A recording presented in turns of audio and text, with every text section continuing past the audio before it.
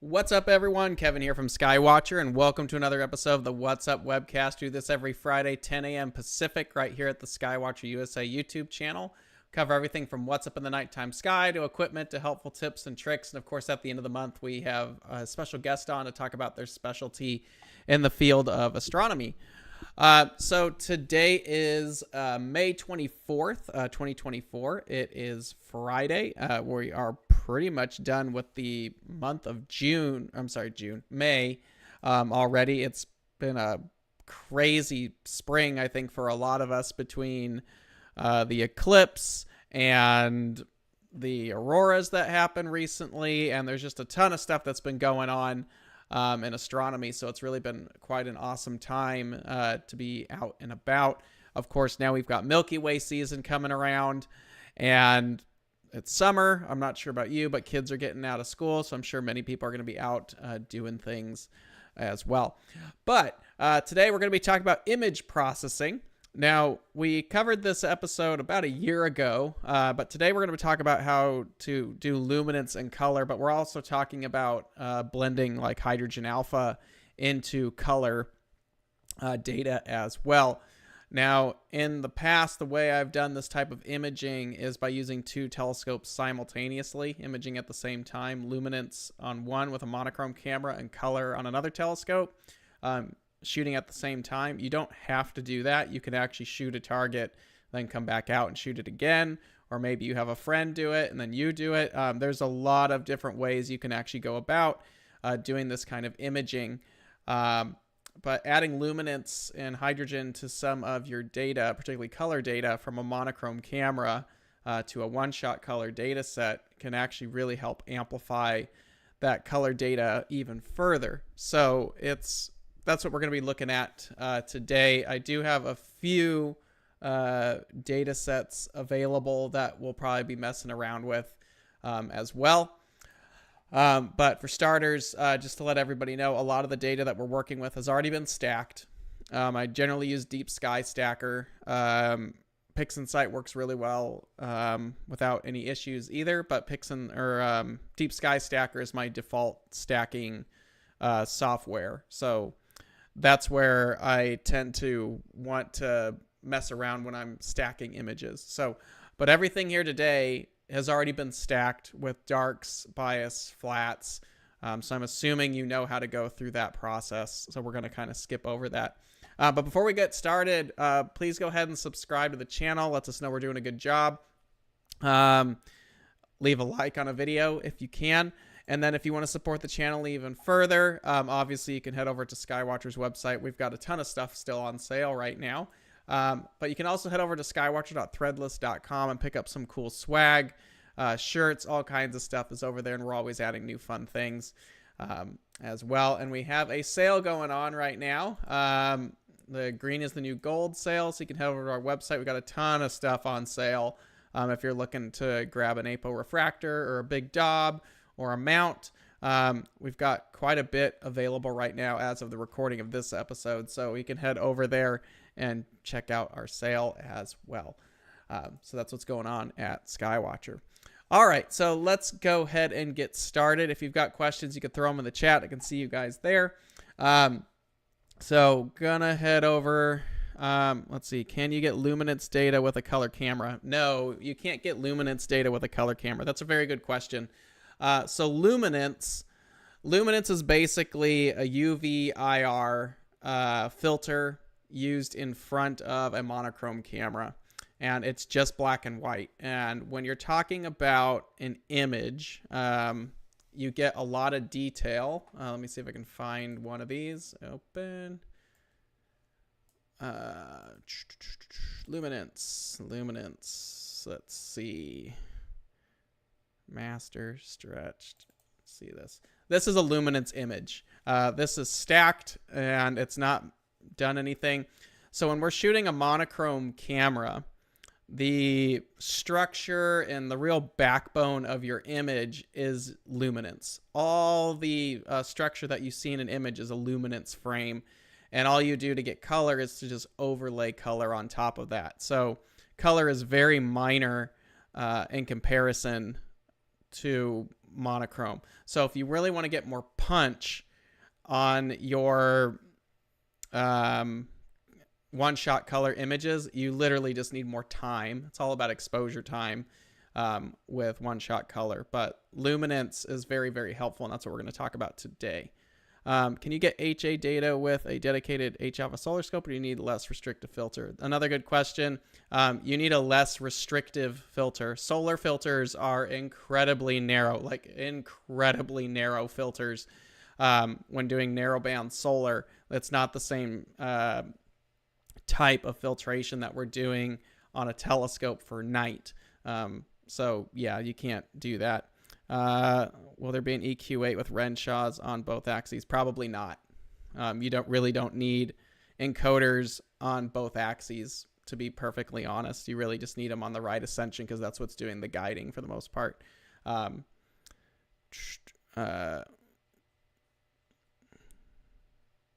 Or will I always be regulated to garbage? Okay, well, thanks for your opinion. See you later. So, all right, that was a fun start to the morning. So, let's get started. So here's a Luminance frame. Luminance, again, is your primary structure to an image. And at this point, this is where you would start. Now, I will, because there's Steve in the chat there made a good comment. It's expensive and time consuming. Yes, you are a customer. That doesn't mean we always have to answer to it. So let's talk about Luminance here. So a lot of people nowadays, you don't actually need monochrome cameras nowadays. You know, there's so many good color cameras on the market nowadays with 533, 571, 6200, which is a 455 sensor. These are very clean one-shot color sensors. And nowadays, it means we can basically get really nice data with a one-shot color camera. We don't have to worry about amp glow. You don't even need to worry about darks a lot of the time. So you can get away with bias frames. So nowadays, the QE of these cameras is so clean and so sensitive that it's amazing what you're actually able to do with all of the stuff that you're able to do with a one-shot color camera nowadays. So, and there's an advantage to one-shot color camera because many of us are very, very busy. We have a lot of stuff going on in our lives, and you can get away with a nice one-shot color now. However, that doesn't necessarily mean it's the end-all, be-all. There is still room for monochrome. And the nice thing about monochrome is it's going to give you extra sensitivity, and it's going to give you the high control over your image with all different capabilities at this point. So is the 294MC adequate now? The 294 is okay. It's old by camera standards, but it's really not ideal anymore. However, that doesn't mean it's a bad camera. So that's the hard thing about cameras nowadays, is that just because there are new cameras out there doesn't mean all these cameras that we've all been using are suddenly trash. So if you have a 1600 or a 294MC or even an old CMOS sensor, or I'm sorry, CCD sensor, like a 16200 CCD is a perfectly good camera by today's standards. So if you have it, it's still adequate, but particularly with the 294 has amp glow, which is probably its biggest flaw. And, you know, you learn how to work with it. However, if you compare it to a 533 or a 2600 or a 6200 or cameras with similar sensors, you get there's nice advantages. They're just a little bit cleaner, but I wouldn't say a 294 is a bad camera. And if you already own it, that's great because you already have it. So, I wouldn't say get rid of it unless you are willing to make the jump and spend a bit more money on like a 2600 or a 571 base camera. Your where is it? 294 is perfectly fine. Unless it's starting to go, then maybe replace it. All right. So There are places and times for monochrome and color. They're both great, and it really comes down to how much time you have to work with it, what your budget is, because a monochrome camera, you're going to be spending more money with filters, so you got to think about that. I have a lot of friends who just use one-shot color and dedicated cameras. But that doesn't mean you can't start working with friends who have monochrome, and that's what we're going to start doing today. So here's a Luminance frame. I still have a big dust bunny down here. I don't know what happened with my flat, but obviously it didn't clear the dust moat that's sitting down here. But anyway, it's still there. I also have, I don't think these are registered, so I'll have to go register that. I can show you guys how to do that if you don't know how to do that. So the files I have here are Luminance Horsehead registered color that hasn't been, it's just been stretched in, I think, PixInsight, and that's it. And then I have my hydrogen master. So all these are master frames. That's what I call a master in my terminology for when I'm working on my images means it is a stacked frame. And then I can work from that. So what I'll do is I'll shoot a data set of color. I'll shoot a data set of luminance if I need it. I'll shoot the data set of hydrogen or narrowband, stack with the flat and the dark, stretch it, save it as a TIFF. And then that means we've got our master to work from.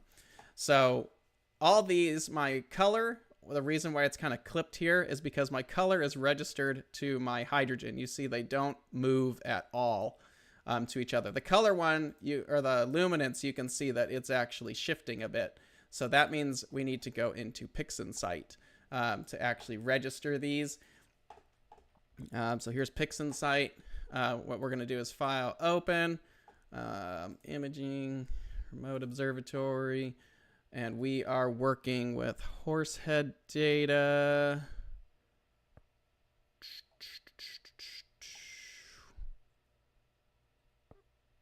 Where is it? I don't always organize this as I should. Where did I put it? Oh, here it is, 434. And then we're doing luminance, master. So there's my luminance. And I want to align that with my hydrogen is actually my register. So there's the master. And what we want to do is we need to register the luminance with our setup here. So what we do is process, drop down the menus. You're going to go to star alignment, and it opens on the wrong page. Here's star alignment. Our reference image, the image that we want to reference to, is the hydrogen master. So the 434 HA master is what we're referencing. And then the other thing that we want is the luminance to register to that. You can choose where you want to save it. It really doesn't matter. Just put it in a spot that you can actually work with. So we'll do back in the narrowband, select folder. And then what you're going to do, I think you just do apply. And what the computer's going to do here is it's going to register. And let's see, did it do it correctly? No, it did the wrong one. So what we need to do is flip this guy around. So let me see if I did the right one. There we go. So what you need to do on this one is you actually, so whatever frame that you are trying to apply to, you're going to select that. That's going to be your reference image. And then whatever frames you are trying to align to your master shot, usually masters are going to be whatever your core image is going to be. So if you're doing monochrome data, everything is aligned to the luminance data channel. And all the color applies to that. So in this case, we're working with hydrogen. So I have selected hydrogen to be the reference image. And then I want my master to align, and I've already got the color aligned to it too. So once you've got that selected, you're going to go into PixInsight, and you're going to hit the circle, apply global, and there it is. It's registered at this point. Now I can go ahead and save this as, let's do registered. Okay, always save in 16-bit because you're going to be working in 16-bit in Photoshop.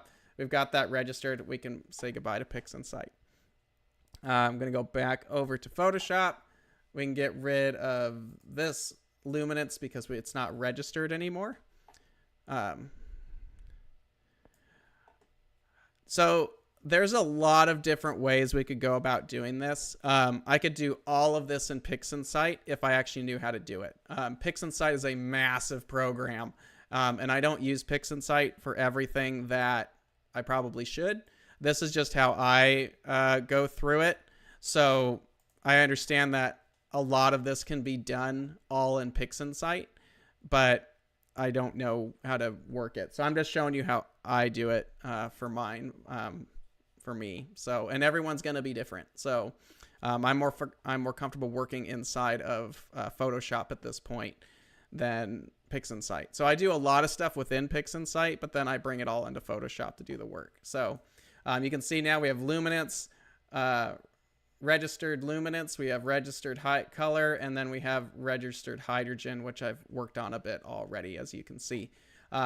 So with the masters, all here, oh, no reason to be sorry, Steve. It's just, this is how I know how to do it. So with stuff like this, what I like to do here, and this is what I've been doing in the last year or so, if you're inside of PixInsight, I like to go to filter, camera raw filter. That's going to pull up the controls, and I wish it would let me, I don't know why it doesn't let me drag this over, because I don't want this to be on this screen. Anyway, I don't know why PixInsight or Photoshop doesn't let me change this particular thing. I have 3 screens on this computer. So what we're going to do here is what we did is we opened up filter and we went to camera raw. Now in camera raw, and I'm sorry I can't, this is really obnoxious that I can't show this. Camera raw, I like to play with the sliders under effects in camera raw. I play with texture, I play with clarity, and dehaze. Dehaze, you want to be very careful when it's a nebula shot, because what it's going to do is it's going to get rid of the haze. A nebula is a haze. So I usually like to play with texture, clarity, and I pop that in there, and you'll see it adjust it a little bit. What scope was the picture taken with? These were taken with a Spree 150s at Skies Away Remote Observatory in Central California. So that's what this was taken with. Both of these were shooting 6200, ZWO 6200s, a monochrome and a color. So working on our luminance there, I messed around with that.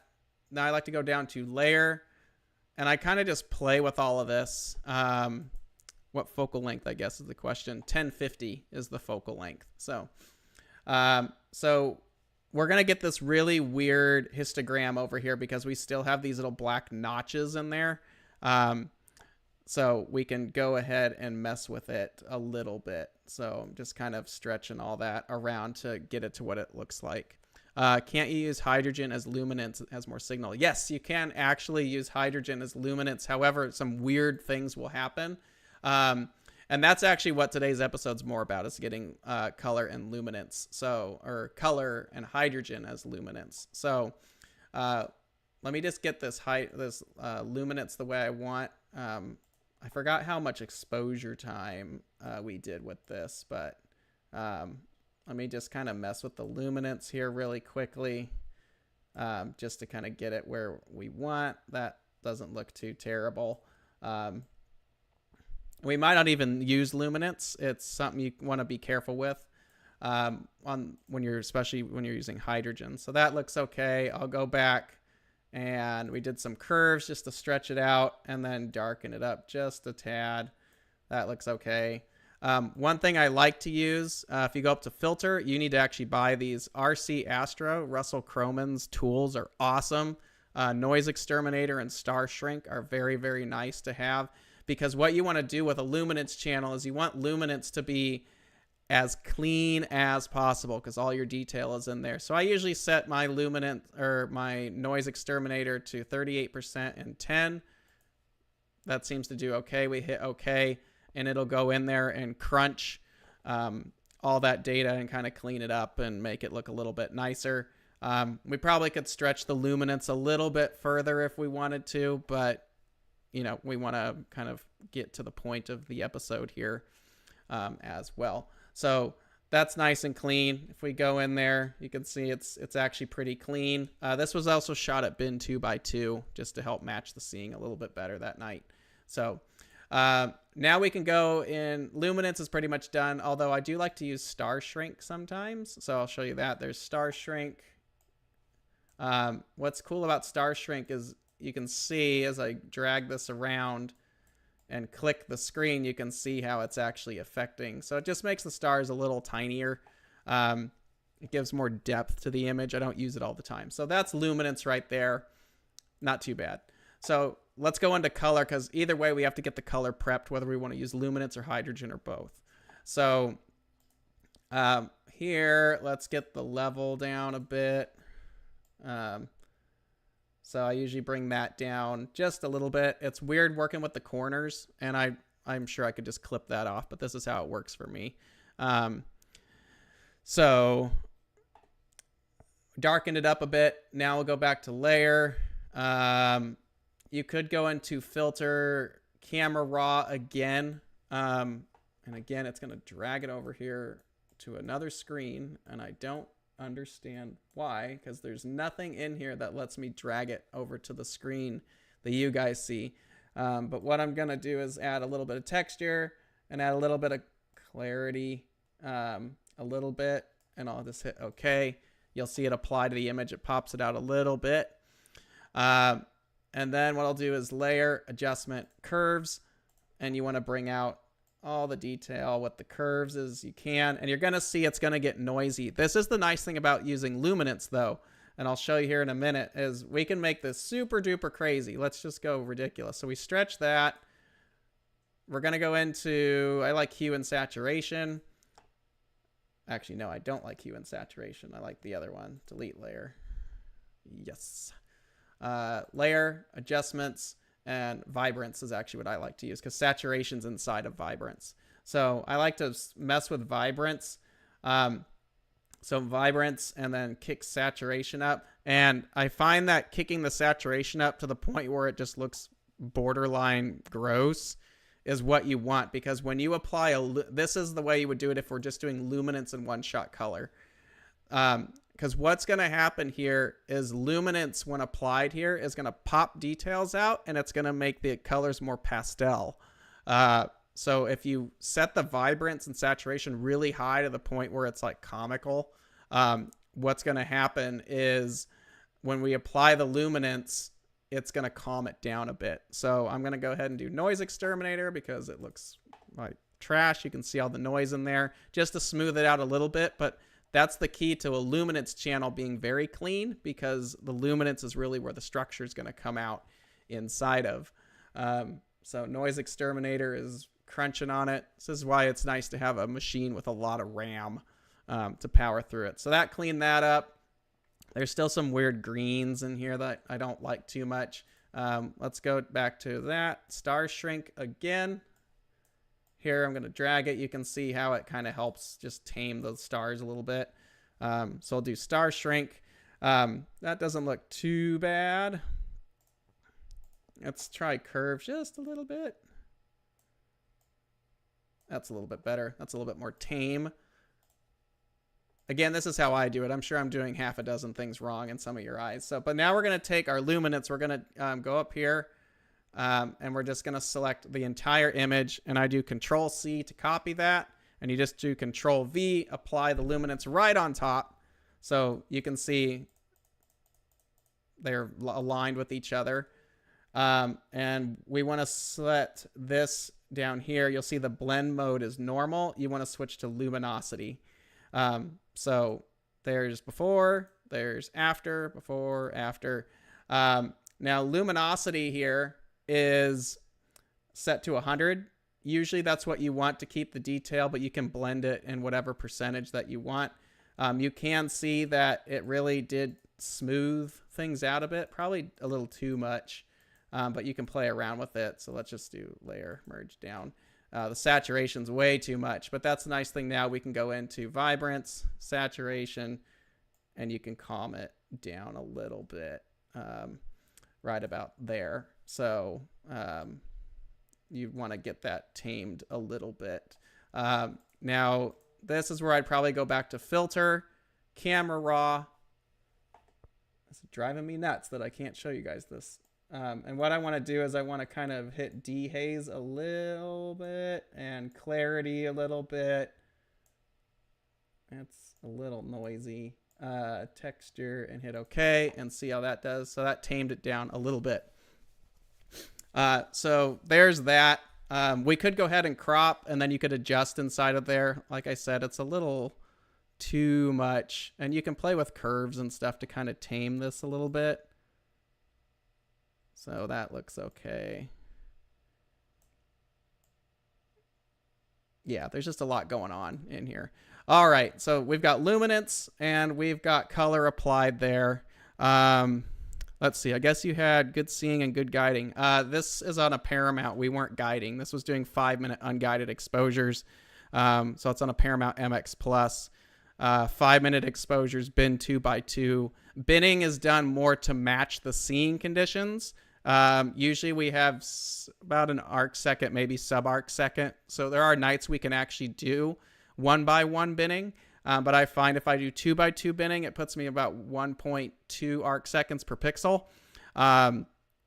So that is something that we could, it just matches up and looks sharper. With the HA as loom, would we lose detail in the reflection nebula below the horse head? Probably. So that's what we're going to start doing now. So hydrogen is my favorite filter. And what I like about the horse head is you get all these, I call them brush strokes. Like you can see these little wisps above IC434. They look like paintbrush strokes. So that's what I want to get in my color image because it just doesn't pop well. You can see they're in there and you can see the detail that's hiding in there, but it'd be really nice to kind of apply that. So, we're going to go to filter. Actually, this hydrogen data right here is pretty decent, but I want to see if I can get a little bit more structure out of it. So I'm going back to camera raw. I'm going to play with texture and clarity a little bit. It's going to make it more noisy. Hit OK, and you'll see it. There's the texture and stuff gets applied even further.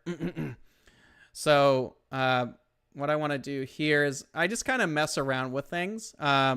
And see how it looks. Lots of curves, lots of levels. You can see the brush strokes are coming out in there. There's a lot of detail hiding in here. And you can see that there's what we're looking right in here is what we're looking for. But you want to get, I want to get too crazy. That's actually probably a tad too much. You can see it got really noisy. But what we're going to do here is RC Astro, and we're going to do Noise Exterminator on this. Now, here's the thing about using hydrogen with a color image. Hydrogen allows the stars to be very, very tight. They're small in comparison to what you're seeing in the color data. Once this is done doing noise, we'll go back and forth and show you. So you can see how tiny these stars actually are. And if you look, they're massively bright in here. So that's where you're going to run into some issues when you're applying hydrogen data on color, whether luminance is involved or not. So we're going to go ahead and just apply that. Now, there's different ways to do it. Sometimes you can weave hydrogen into the reds channel if you want. But this way, we're actually using it as a luminance channel and applying it over the top. We'll switch over to luminosity again. And there is your initial image as hydrogen in a one-shot color image. Now, this, you can actually go ahead and play with the opacity and kind of weave it in a little bit more, which is how I like to do it with my hydrogen as luminance shots, because you can see if I keep it at 100%, you get all these weird blue halos from the color shot because the stars are huge, and you guys can't even see me. There we go. The stars are very, very bloated because it's over, there's lots of light coming through there. But with hydrogen, it shrinks way down. So you can see when we apply that, you're going to have these kind of strange, here we go, artifacts around the stars, particularly up here. You can see that it's gray in here. That's because this star in the color image is very, very large. It takes up a lot of space. So when you put over this hydrogen data, it shrinks it down, but then there's detail in there that hasn't really, it's been overtaken. So I find that if you actually you set to luminosity as your blend mode and bring the opacity down just a little bit, it helps blend that out a little bit. So then I go layer, merge down, and this is where I'll actually crop out these weird little artifacts that are going on in here because we are angled a bit. So I'll just make this, hit crop, and then I'll actually rotate it a little bit to line it up, and then bring these down a little bit so they line up, and then just check it. And there we go. We cropped out all of our weird little stacking register artifacts. So now we have a much easier, there it is, levels, histogram to work with. So you can see it looks a little bit more like a normal histogram. There's not a lot going on. Panda eye stars, that's a good way to put it, actually. So I'll darken this up a little bit. You can play with this a little bit, bring it down, the mids a little bit. And you can see it's actually starting to take shape a little bit more now that we've kind of brought that opacity down a little bit. So we're not letting hydrogen completely take over the image. We're just getting a little bit more of that detail. And you can start to see the brush strokes, those paint stroke details that we wanted to get in there are starting to come through. And you can see all that structure we had in hydrogen is now there. So now what we're trying to do is just kind of adjust the panda eye stars, as Astropotamus, a good name, has mentioned there before. You can see, this is the hard part if you have reflection nebulas in your area, is that hydrogen is going to heavily mute that. So you can see over here, it's been muted down here. So that's just kind of part of the issue. Now to get rid of these panda stars that we've dubbed them, I like to do layer, or I'm sorry, where is it? Select color range. I'll get our little eyedropper here, and I will select the blues. I'll show you what I'm doing here. So I'll drag this over. Here's color range. I will select that, and I probably have a little too much there. Bring that down just to kind of isolate. You'll see it right in here. This is the areas that we want to tame. You hit OK. It's going to mask that. And then you can go back up to layer, adjustment, and you can kind of play with vibrance and saturation. And we just want to restrict that a little bit back so it's not like overwhelming. So you can see how it gets really saturated. If we bring the saturation down in the blues a little bit, it makes it less obvious that stuff is kind of going on there with these panda stars, because we don't really want that. So that looks okay. But there we go. So that's the image that we're going to work with. Now you can just start going back and forth, playing with curves and levels, and we're trying to just get it to where it kind of looks natural. You can see there's a lot of detail hiding in there, but you just kind of want to start to balance this down a bit. And you can select a bunch of stuff in here. I like this a little bit because I don't want to lose the subtle detail in some of the structures. But yeah, PixInsight is a massive program. So is Photoshop, but I know Photoshop better than PixInsight. So I know this is a lot. But this is how you would blend hydrogen into a one-shot color. You don't need the luminance either. The luminance just kind of helps, and the luminance can actually help subdue some of the noise as well in the color detail in there. But normally you could just use hydrogen. Let's see. So now we just kind of play with the vibrance and saturation a bit. You can adjust the whole image, so make that a little bit more vibrant. You can bring the saturation down a bit, just kind of mess with it. How I actually like to do this, because I really don't want to deal with making some of this all saturated, I'll do select color range and just hit the regions of color that I want to adjust. Like curves, I'll just select that region, and that way I can actually start to bring out the details that I want in just those particular regions. But you don't want to get too crazy on it because it's going to look stupid. So yeah, Yes, everything did go out last week. Sorry, guys. Let me see if I can actually get in here. I have a list of people. I have to look later. So wait, you took hydrogen with a mono camera, not a color camera. Yes, monochrome was taken. The hydrogen data was taken with a monochrome camera. So this is data taken from 2 different scopes, 2 different cameras. The color was taken with a 1-shot color camera. Luminance and hydrogen was taken with a mono camera. Does anybody? Yes, I'm sure. Film. There was such a thing with film. Film has such a look to it that I just love. I know the work on it is crazy. It's just different. But film has this beautiful look to it, and it just digital just doesn't do it.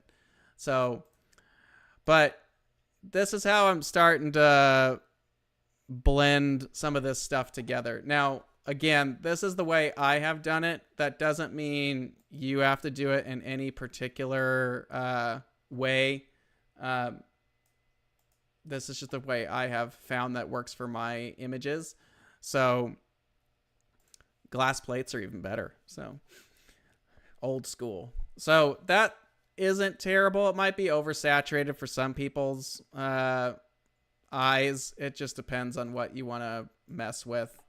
We could bring the saturation down just a little bit, but then it gets a little pastel. So that's what I'm trying to avoid is I want the pop, but I don't want it to be too crazy. That looks okay. Then that's something you got to work with when you are using hydrogen, because hydrogen will overwhelm everything. So there's a lot of people that would say never ever do hydrogen alpha as your luminance. It's digital. It's your image. You can do whatever you want. There's no rules to any of this. So let's see. Select. I want to get some of the noise taken care of in here as well. So we're going to hit noise exterminator. Then I'll answer this question. Last week you mentioned that most people don't know that SCT is not collimated well. How do I know it's not collimated well?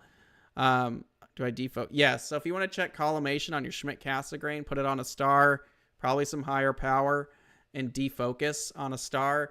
And if it's nice and circular, like ripples on a pond, you're collimated. But if that out of focus image, because it's going to be a donut with a Schmidt-Cassegrain, because you have the secondary mirror, so you have the shadow of the secondary, and then the out of focus rings. And if those rings are pinched in any particular direction, or if it's not like a uniform donut, that's how you know you're out of collimation. It should look nice and even all the way around, not that shadow offset. So that's how you would check collimation. So there's kind of a final image there. We blended hydrogen into the color by using it as luminance.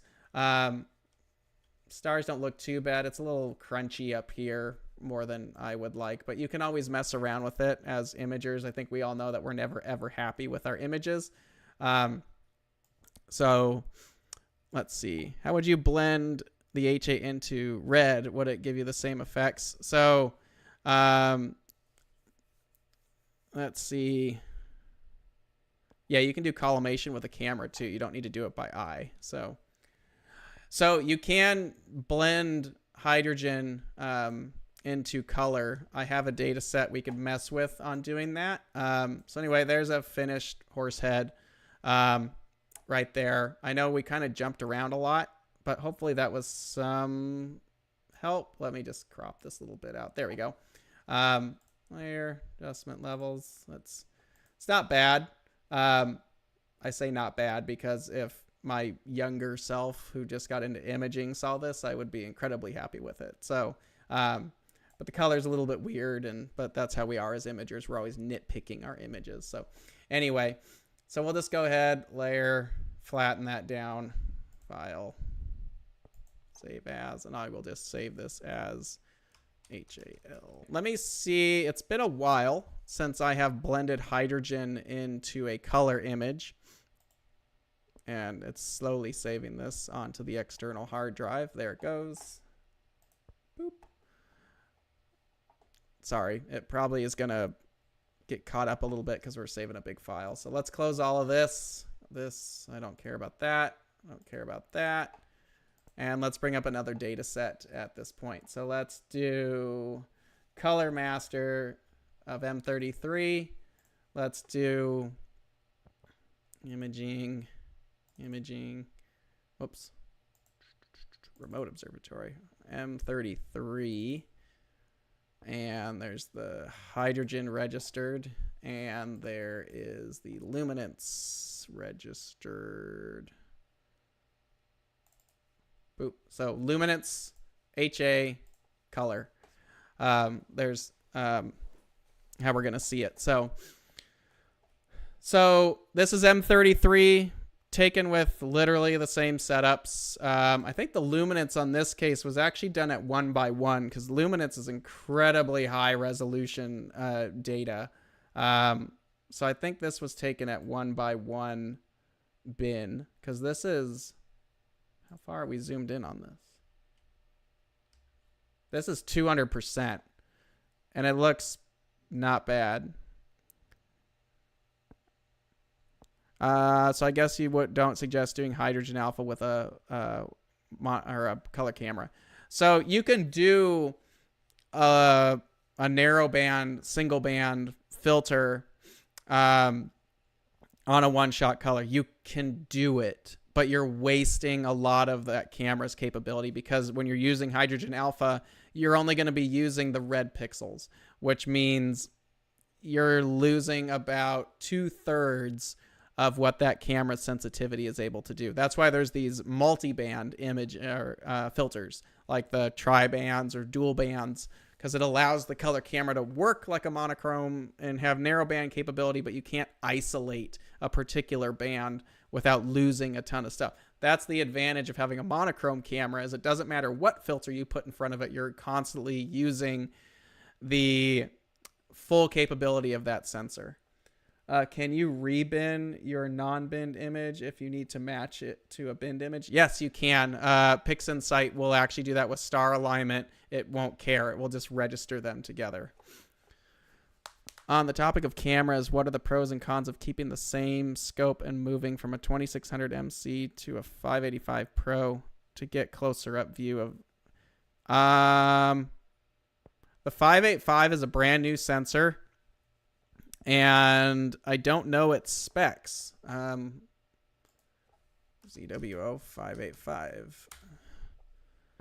Let me see. I suppose you could. There's no reason you couldn't. So Brian's asking, can you go from a 2600 to a 585 to get like closer up shots? He's on an Esprit 100. So let's see. I just don't know the specs of a 585 sensor. 2.9 microns at 12 bits versus 26. Here, let's just do this together. Here you go. So here's ZWO's website. Products, mounts, telescopes, cameras, deep sky cooled cameras. Let's go over there. Here's the 585, which is probably going to be like the new intro camera for a lot of people because it's $600 and it's cooled and it's pretty sharp. Let's see the details here. So 12 bits, 91 QE, that's phenomenal. 2.9 microns. This is really good for fast telescopes. We've got an Esprit 100 that you said it goes from 1.4 arc seconds to 1 arc second. Would probably work. The 2600, however,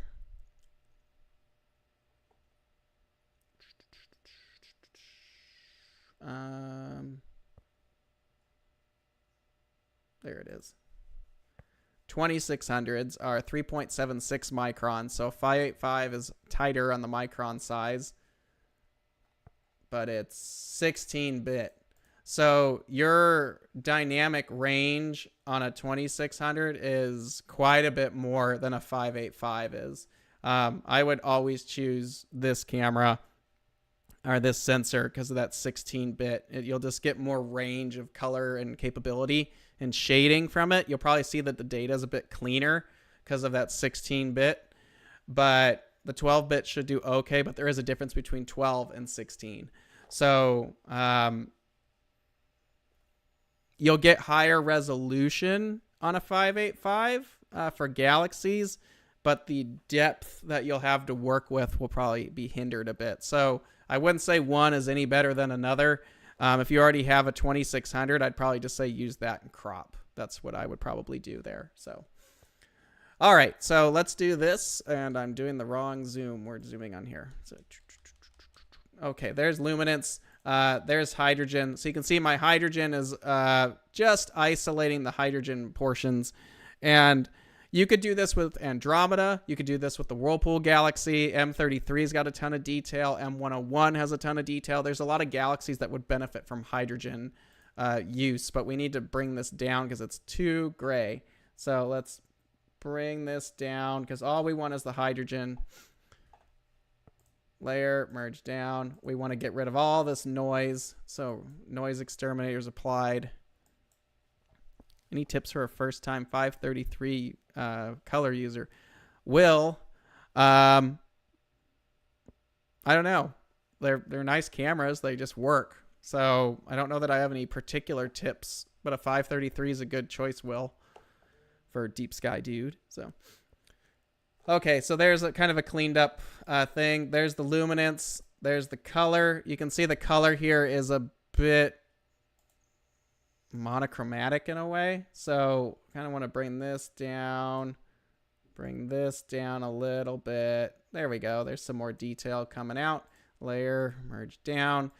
And we haven't applied the luminance yet, so we want to bring out the vibrance and saturation more. So we're going to make it really vibrant. Saturation's going to come up a bit because layer, merge down. Then we're going to take our luminance data, going to do that, pop that over the top.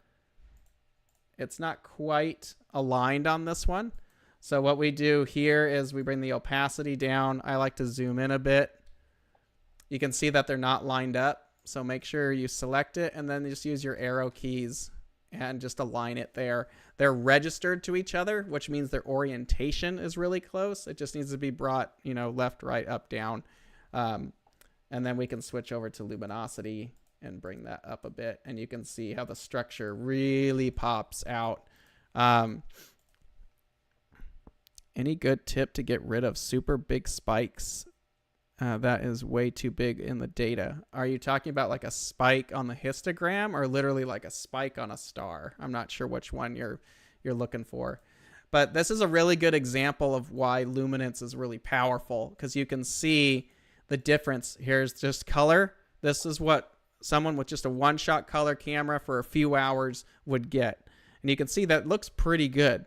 There's a lot of nice detail in there. It's got some decent structure. You could probably go into M33 a little bit more and kind of screw around with the contrast and stuff like that. But luminance pops that center section out there. So you can see the pop that happens there. So we're going to go ahead and just layer and merge that down. And now what we want to do is get rid of our weird stacking artifact. Wait, I don't want to do that yet because I want to get the hydrogen in there.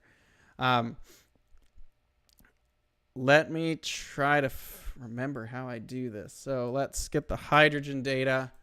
Channels, red. There's a way to blend this to just the red channel, and I forgot how to do this here. So let me see.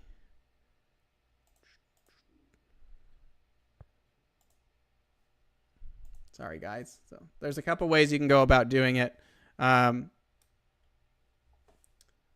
think, where did I messed something up here. So edit, edit.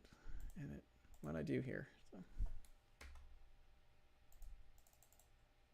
did I make my computer freeze? I think I made photo. Oh, it's over here. That's why. Edit, undo, paste, edit. Undo rectangular. Oh, we merged it down. That's why. There.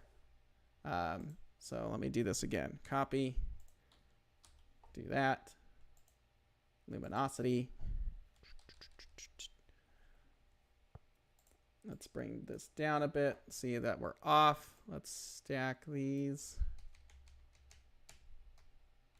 It's pretty close. Again, you can do a ton of this in PixInsight. NRGB combination. Yes, I will have to play with PixInsight more. Clearly, I've got friends who are really good at PixInsight, but okay, so we're just going to layer, merge all that down. There's all that. So now I'm going to get my HA data here and try to pop that in here. Now, this one, you can't just throw it over the top because as you can see, it doesn't quite fit well with it. So it has been a while. Yes, PixInsight's a good thing to have, Will. Whether you use it all the time, it's worth having it. So I'm just going to go ahead and crop this out. Let's crop that.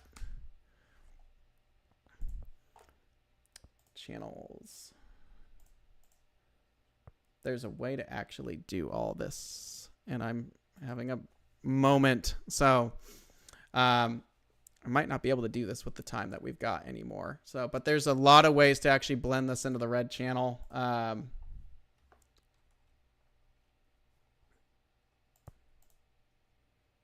And I don't remember how to do it, so I'm probably going to have to undo that. But yes, you can take the hydrogen data and weave that into the reds and help pop it out at that point. Channels, pop those all on. So you can do it in PixInsight too, where you actually break up the red, the green, and the blues. And that's a good way to do that as well. I don't know if I have that on this. Nope. I don't have much of that. But after I blended all this together, this is what it actually looked like here. You can see the structures there, the hydrogens there. So we went from this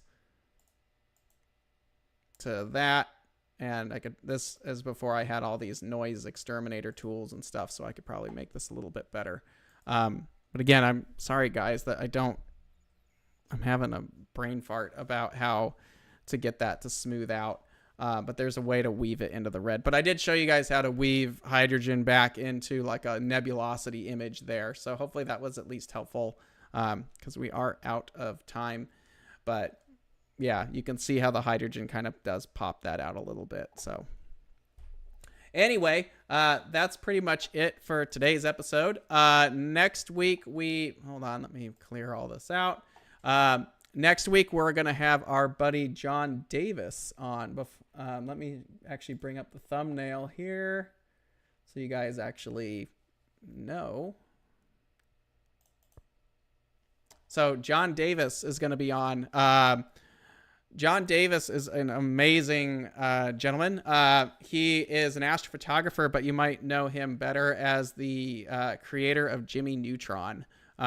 So John will be joining us next week. We'll be talking about how he got his inspiration to make Jimmy Neutron and some of the other films that he's worked on. And then we're going to talk about astrophotography as well. So John's a fun guy to talk to. Very cool guy to be here with. So join us next week for the What's Up Webcast because we'll have John Davis on and he will be a blast to talk to. But thank you all for watching today. Really, really appreciate it. And if you have any more questions or ideas for the What's Up Webcast, please email us at info@skywatcherusa.com and title it What's Up. Let me double check for somebody here because I have a little bit of time to see whose patches. Everybody's patches should have shipped already. So I have the list here of everyone that went out. And everybody should have already, let's see if I can find the list of everybody who got shipped out. So that's not it. Okay, so let's see who was in here asking. I think it was Brian. Bear with me just a second.